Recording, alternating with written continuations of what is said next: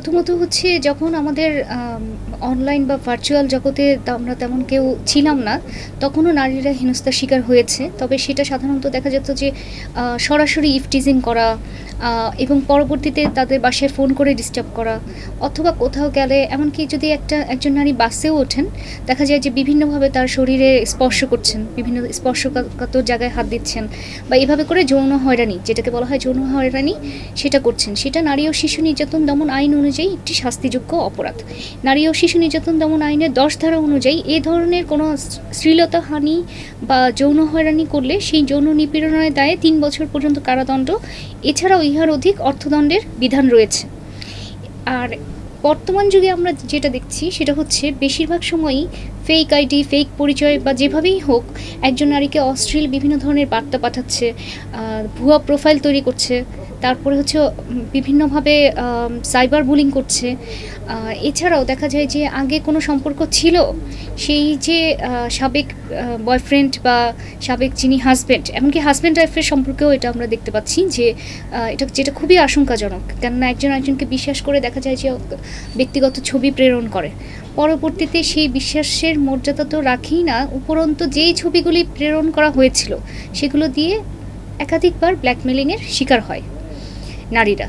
এবং এই ক্ষেত্রে দেখা যায় যে তাদের ওই ছবিগুলি প্রকাশিত হওয়ার ভয়ে বেশিরভাগ নারী এই বিষয়ে কোনো ধরনের কমপ্লেন করে না।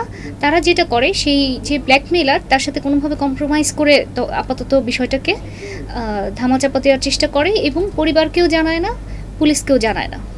আমাদের দেশে আইনগুলো যদিও বলা হয় যে মেয়েদের জন্য স্পেশাল ল প্রণয়ন করা হয়েছে, তাও এখনও আমাদের দেশের আইন প্রয়োগের বিষয়টা নারীবান্ধব না।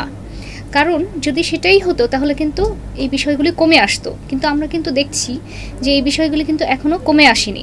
তার অন্যতম কারণ হচ্ছে আমাদের যে সাইবার ল, সেখানে যদিও নতুন আমাদের অনেকবার করে এই সাইবার ল সংশোধন হয়েছে, তথ্য প্রযুক্তি আইন এসেছে, তারপরে আমরা দেখেছি যে ডিজিটাল সিকিউরিটি অ্যাক্টের আগেও এসেছে আরেকটা আইন, ডিজিটাল সিকিউরিটি বাদ দিয়ে সাইবার সিকিউরিটি আইন, এবং লাস্টলি এইখানে আসলো আমাদের যে সাইবার সুরক্ষা অধ্যাদেশ 2025।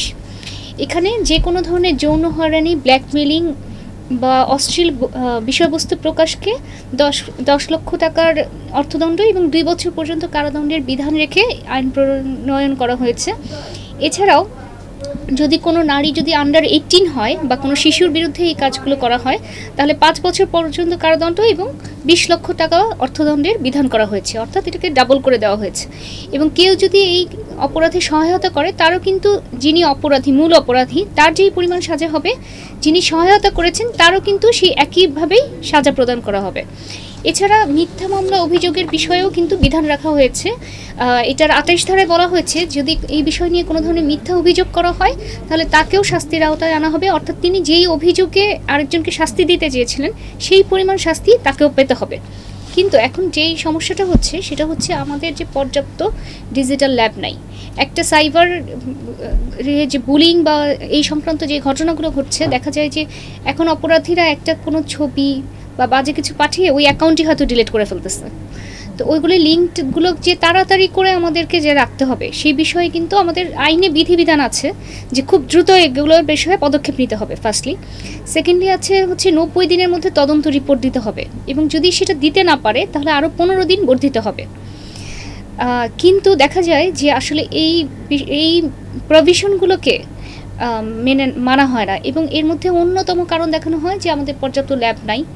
এখানে যে ট্রেইনড যারা থাকবে, যেই পুলিশ অফিসাররা থাকবে, কেননা এটা তো একটা স্পেশাল ল, এটা ডিল করার জন্য স্পেশাল একটা ফোর্সের দরকার যারা সবসময় করবে। যদিও আমাদের আলাদা আলাদা ইউনিট করে দেওয়া হয়েছে সাইবার সিকিউরিটির, কিন্তু এখনও সেগুলো পর্যাপ্ত না। উপরন্তু আমাদের যে কোর্ট, এবার আসি কোর্টে মামলা নেওয়ার বিধান আছে, বিচার তো সব কোর্টে করবে। আমাদের অনেক বছর পর্যন্ত সারা বাংলাদেশের জন্য একটা মাত্র সাইবার কোর্ট ছিল, ট্রাইব্যুনাল ছিল, যেটা কিছুদিন আগে জাস্ট মনে হয় 2-3 বছরের মধ্যেই প্রত্যেকটা বিভাগে করা হয়েছে।